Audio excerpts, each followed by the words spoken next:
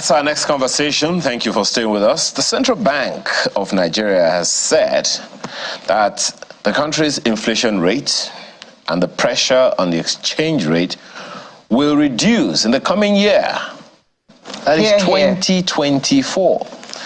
What's today's date? Today is 16.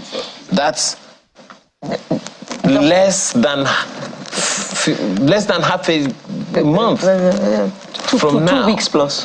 Okay, but no. They said 2024. That it could be December.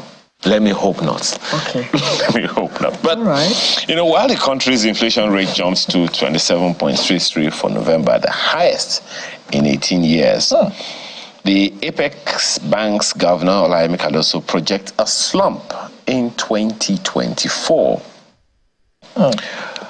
He made this comment during a presentation to the National Assembly Joint Committees on Banking, Insurance, and Other Financial Institutions and Banking Regulations on the activities of the bank, the CBN, and the performance of the Nigerian economy. He also said the country is expecting less oil revenue in the new year owing to several factors. Well, maybe when we talk about energy. By the way, it's in the news today that Ghana's inflation rate reduced by 8.8%. By 8? Well, so there's hope for us. There is hope for us. So, but how all of this is going to go, let's have this conversation with two gentlemen with us this morning. Emmanuel Onasami is lead partner, Cardinal Professional Economy. He's an economist. Thank you for joining us this morning. Thank you very much for having me. And we also have joining us virtually, Gospel Obele, who is a chief economist, Streetnomics. Thanks for joining us today. Thank you for having me. Good morning. Let me begin with Economics 101 to both of you this morning.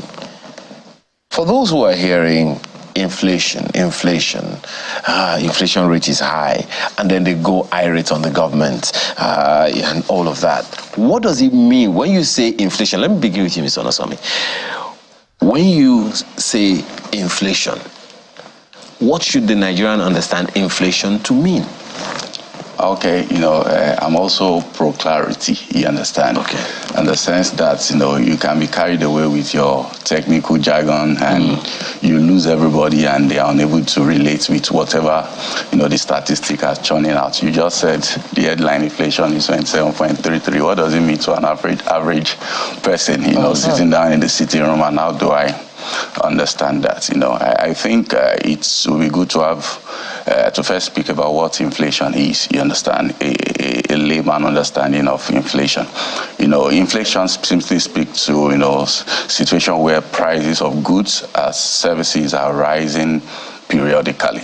So you see month on month, they keep reviewing it and say, okay, what was the prices of goods and services in different sector, and then from that perspective, they compare it and then say, okay, last month was this figure, this month was this figure, and then whether there's an increase or decrease, but in the case of Nigeria, not like Ghana, in November we had an increase in inflation, and when inflation happens, what then means is that your purchasing power as an individual then reduces. You understand? Meaning that what you could buy last month with, say, 100 naira, you can no longer purchase that same thing.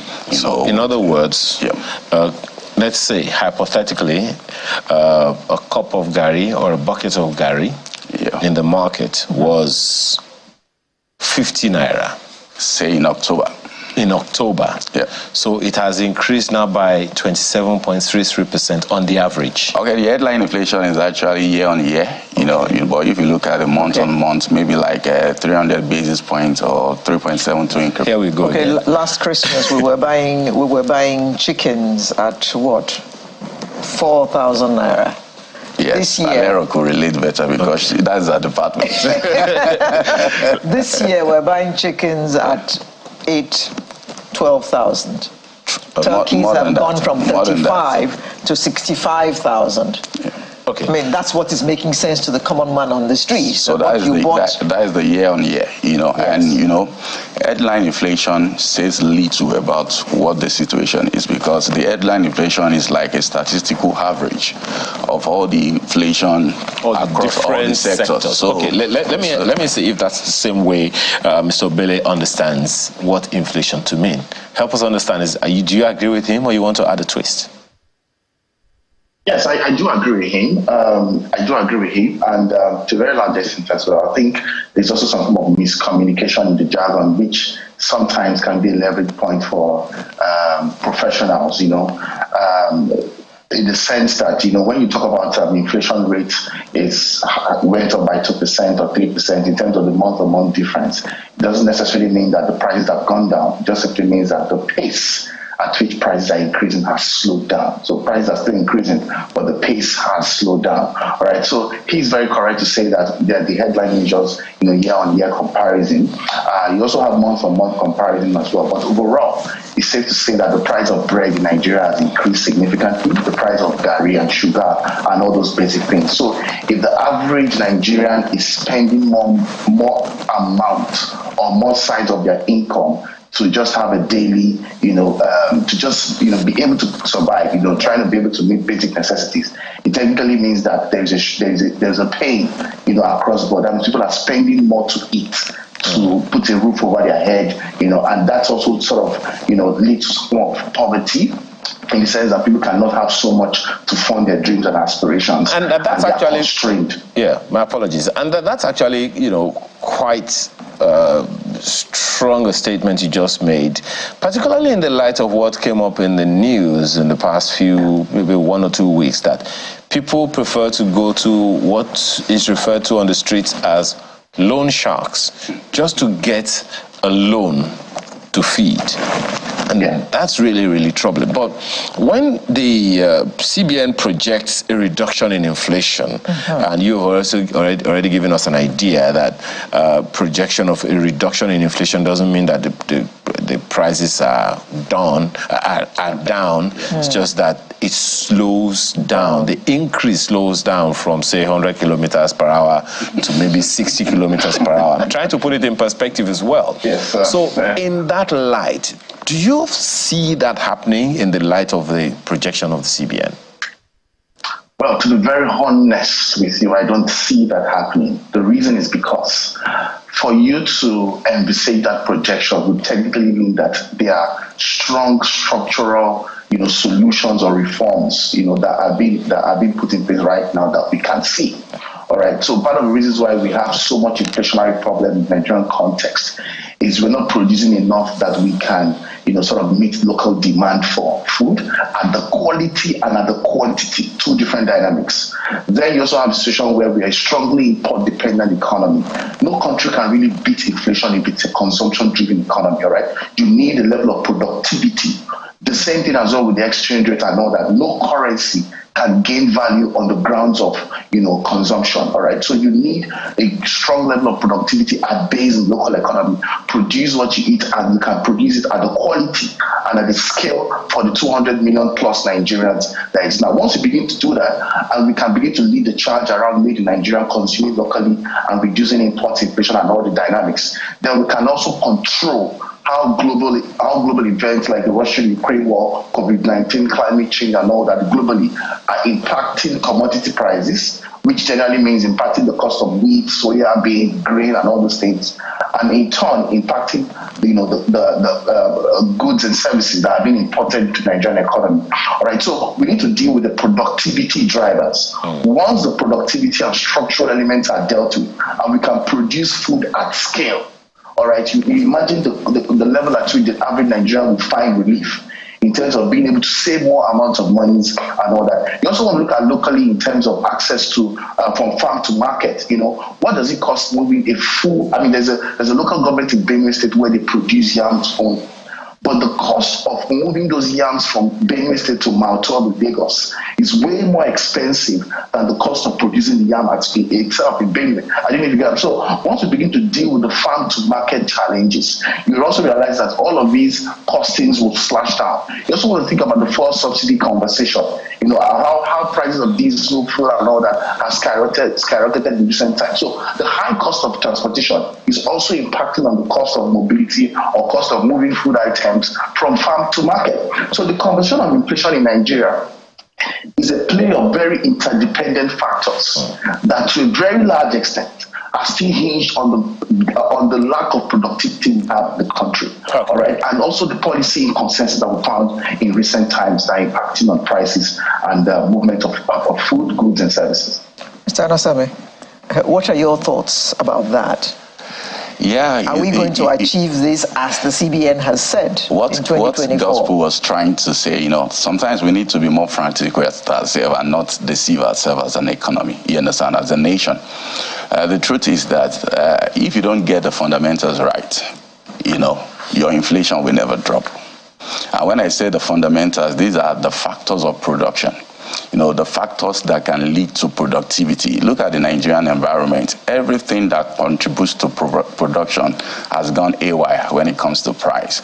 And if that is the case, you understand, then the cost of production will be high, and then the cost of product will be high. If you go back to the textbook and evaluate the Nigerian environment very clearly, what has been established is that the inflation we are experiencing in Nigeria is a food-led cost push inflation.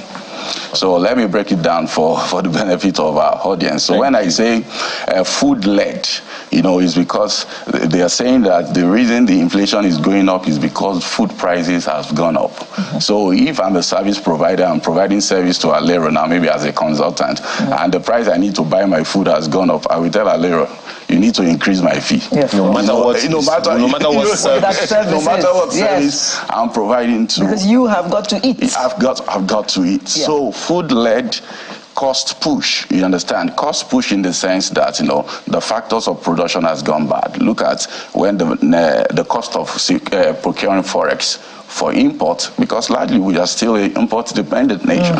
You know, cost of procuring forex has almost doubled, or even not more than 4 times, you understand? And then you look at power. You understand?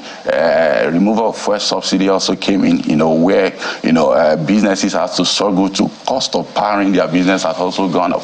So if you want to look at it, I saw a video on the social media where one of these Nollywood celebrity was making a skit on why the price of egg is also skyrocketing, you know. And what the person doesn't understand that in the agriculture as we have it today in Nigeria is not as efficient as it ought to be run. If you look at other climes, you don't need generator to run a farm. You use the waste generated in that farm to power the farm, you know, because there are government structures that have put things in place to ensure that farming is done more efficiently and food price can go down, you know. Now, what you just said now, it means that all of the apparatus of government need to work in synchrony somewhat. The analogy in my head is that of the human body. True. It's a very, very complex machine. It has 37 trillion parts. 37 trillion parts. Each cell, we are made up of 37 trillion parts in body, bones, and blood cells. The engine of the federal government has 1,500 plus ministries, departments, and agencies. The total population of staff of the federal government, I don't think is up to 2 million. At all. Now, we have an engine, a human body, that has 37 trillion cells. We have a federal government engine that is less than 2 million parts. They need to work in synchrony. That's what I hear you saying, if everything is supposed to. So what are the things that the CBN must champion to get all of that engine, the different parts of that engine of the federal government working in sync? So that these things that you're saying can... True, you know, and in the past, the CBN has dabbled into the areas that they are not supposed to dabble into. Well, thankfully, they said they are retracing their steps. So CBN is primarily responsible for monetary policies. They are repentant. Okay, they're not repentant. You know, and when it comes to monetary policies, you know, you speak to, you know, interest rates and managing inflation within the economy, which is their primary duty, you understand? And managing inflation, you know, is not just a one-time bullet. It's something that you have to look at an holistic perspective. What are the short-term measures that we will put in place? What are the medium to long-term measures that we also put in place as a government? And that's where all agencies, parastatus, ministry has to come together and then say, if we want to, on a long-term basis, we have to start making the Nigeria environment friendly for production. You understand? And let me tell you, as of today, Manufacturing Association of Nigeria, the body language is that it's cheaper to do nothing than to manufacture in Nigeria. It's just cheaper to do nothing than to manufacture in Nigeria because all the contributors of production are no longer friendly. It's not just if, from what we hear, manufacturers have to pay as many as 37 different taxes, then we will tend to agree that it's cheaper to do nothing than do all that work producing and then have to pay 37 different taxes. More so, there are some other aspects of economy that suggest to you that why do you have to stress? Even when you are doing something that much and you're getting nothing, and somebody can just sit in the comfort of his own, do some forex transaction, and then the person is super rich. You understand? Those fundamentals are there that are not encouraging investment. I'm going somewhere because I have to say this. It's not just enough that you have inflation.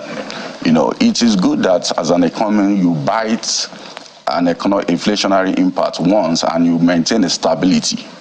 Because I tell you the fact that it's not so much about the charade of going to Dubai, going to Saudi Arabia to go and woo investors that will bring the investment into the Nigerian economy. It is the stability of your economy that will attract foreign direct investors. You understand? Let me give you an example. You are coming in as an investor. Today, inflation rate is 27.33 headline, and you have planned your fundamentals based on that. You have planned that this is how I'm going to do business. And if it's stable like that, that means you can come into the environment and do business reliably. But in the situation where inflation figures keeps rising months on months, and you are at the risk that the economy will slide into hyperinflation. And when there is hyperinflation, there will be economic recession. People cannot purchase your product and services. You can never attract any investment that way. So it's not so much about the charade of going around seeking investment. It's about you sitting down locally and tell yourself that, what do I need to do to maintain my fundamentals in a manner that can attract investment? Mr. Obele, the issue of the forex, I'm guessing that is the reason why even foreign airlines are threatening to leave Nigeria. How do you think we can shore up the value of our naira? Or what do you think that CBN will have to do in 2024 to make their promise real? Thank you very much, Alara, for the question. I will answer that question from two different angles. The first angle is this.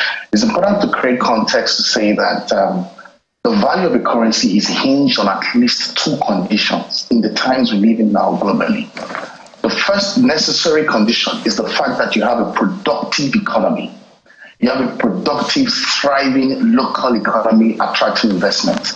So meaning that, people can easily buy and sell, exchange value, goods and services and all of that. Your economy is a production powerhouse. And we already have that. We're close to about 40. When I mean we already have that, we have a potential of 41 million SMEs in Nigeria who have a potential to really scale what they're doing, right? And you want to think of that because in terms of global branding and all that, if you look at the value of the Nigerian budget is less than 1/3 of the global value of the Apple brand, for instance, and that is just one business. All right, so if you think of how much 10% of that 41 million businesses, if enabled right within the productivity lines, can thrive in terms of what the value of what they can bring to the table and all that, you'll be surprised to see that the currency would be, much more better than it is today. Secondly, if you want to think about power and all of these different dynamics, if you fix power and all of these little infrastructural questions, the naira will improve by almost 50 to 70%. All right. Part of what we're dealing with right now locally is the fact that we're not a productive economy. Once you fix the productive drivers, the naira will begin to gain value because you can now facilitate exchange of goods and services more easily within and across borders. The second sufficient condition is the fact that we are not institutionally driving our monetary policy in such a way that the outlook of the naira itself is positive within the African and global landscape. All right, if you look at what is happening right now with the dollars, with the pounds and euros, there is a global monetary / political arrangement and movement, all right, to strengthen the currencies globally within markets now. And it's what we term as currency wars, all right? And that's why more nations are trying to come into the BRICS environment, and then, looking at conversations of having a BRICS currency, to trade on. You are having conversations of China trying to bring the yuan to the global trade table to say any sort of exchange you facilitate in the Chinese economy has to be done in yuan and not the dollars. You are having conversations of the AFCFTA saying that we need to have a direct exchange between the naira and the shillings and not with a third party. So there is so much friction around currency dynamics globally right now. So the central bank, outside just facilitating a productive economy, the fiscal authorities also need to strategically manage and lobby for the positioning of the naira within the African market, at least to start with. Now, on the second block of trying to respond to this question is looking at our low-hanging fruits. All right, globally, global services traded in the past 1 year surpassed global goods traded by 15%. All right, first time in donkey years and in decades that we've had global digital services traded items, surpassing global goods traded, and that's to tell you that we are in the world of services, sort of in terms of exchange of value globally across markets now. And the Nigerian GDP has about 56 composition of the services sector. But right now we do not have a strategic national services policy. There are lots and lots of Nigerians who are constantly freelancing, doing work on Fiverr, exchanging and all of that services across borders, every day. But there's no room to track that. All right, we don't have a services policy to say, can we take this services market, by the way, which needs a lot of organization, and strategic, positioning, not necessarily formalization. All right, so can we take that services block and promote it, and then facilitate that exchange within and across borders, such that there's a pipeline to track how much FX is moving within that flow, and how the government can also, make good returns from it. So, organizing the services sector and also supporting loads of SMEs who are already export ready. There's a study we did with the Faith Foundation called the State of Entrepreneurship Report in Nigeria. Lots of SMEs in Nigeria are ready to export, but they cannot find the necessary one-stop shop environment that helps them facilitate access to market solutions, access to finance solutions, the necessary documentations that they need to take their products from Nigeria and ensure that those products are in Tesco, United Kingdom, and people are actually buying those chocolates and all of that. So, why should Nigeria have the highest production in cocoa, in tomatoes and all of that, and yet we cannot still export chocolates? Not because there are no SMEs who are not doing that in terms of producing chocolates locally, but there is no mechanism to scale and help those people get their chocolates within Sainsbury's in the UK and all the likes. All right, so there has to be a very, very clear definition in terms of how do we support more SMEs to access markets within the African and global scale. And we also need to support the services block, thrive in terms of having a foreign exchange pipeline through which we can organize what they're doing and have a percentage code to say that this is how much comes into the government coffers. Right. You also have the diaspora remittances market. Sorry to say, just 30 seconds. Right. You have the diaspora market, where remittances are almost up to the tune of $27 billion annually. All right, and all of these pennies go into welfareist funding in terms of consumption for brothers and sisters and relatives back home. All right, so if we can tap into that diaspora remittances block, you realize that there is a lot of FX possibilities to finance lots of investment narratives back. So the possibilities and low-hanging fruits are already there. We just need to channel right to the right possibilities, right political will, transparency and accountability at the very least, to facilitate the onboarding into the mainstream. Well, that transparency thing, you just flagged Alero here, on that one. But let me come to you, Mr. Onasami, because the reason is that, earlier on we were having conversations around ease of doing business. both of you have been talking about our productivity and all of that. But then there's the issue of ease of doing business, whether or not anyone who invests money in any business in the country will actually, be happy at the end of the day. Talking about exportation and people exporting out of the country, it's one of the things a number of people who have attempted or who still do it complain about is the corruption in the system that is militating significantly against our capacity to produce, to export and bring forex into the country. A good number of people who will tell you, look, the only reason they cannot export is because some people will insist that they should exchange hands, one way or the other. And this perhaps speaks to some of the issues you are raising about the inhibitions in limitations, inhibitions, whatever, that is not allowing businessmen to thrive in the country. That will definitely have a serious telling on forex into the country. How do we deal with that? You took that comment out of my mouth. He was saying there's a gain, from the export of services, and that is fine. We have a number of talented Nigerians sitting in their rooms and then providing services offshore, and then they bring in forex. Not to say that the part of exporting tangible goods is also not very important, because services, yes, although it's very easy to do, but it doesn't help your productive sector like that. You understand? Services cannot really employ people like production will employ people. See, for example, in manufacturing, FCMG, in Nestle, a Coca-Cola, see the number of people working within those facilities, and that is how you get your people employed. But one person just working inside this room will not stimulate, and help you with your unemployment figures. That's why your point is very, very important. Nigeria today still operates the most inefficient port system in Nigeria, not because there are no brains in the world, not because there are no brain, not because there are no technology that can help us to get better efficient, but because it appears the system is just designed to work that way. Because if you look at one of the bane of development in Nigeria is because we don't have strong institutions, we don't have strong agencies. Everybody appointed to drive the affair of agency is either running the bid or interest of so party in a manner that, some things cannot be done the way they have to be done based on competence. Look at our port system. The regime before the regime we have now, the ease of doing business project was a major thing. But I tell you the truth, you can have all the textbook, things that you want to put out there. If there's no political will for you to implement them, you go around circles.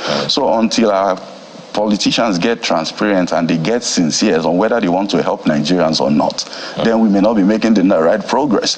You understand? The problem of Nigeria is not novel like that. The problem of Nigeria is not out of the moons. You understand? It's basic. And when you have sincere people that are ready to help us get out of the system, I think we'll get out of it. I have businesses that I consult for that are into export business, and let me tell you, most of them are clearly diversified because of the inefficiency going on there. You want to export a product and the product is still there 2 months, it has not left the shore of Nigeria. In fact, the product is getting spoiled and damaged inside the container.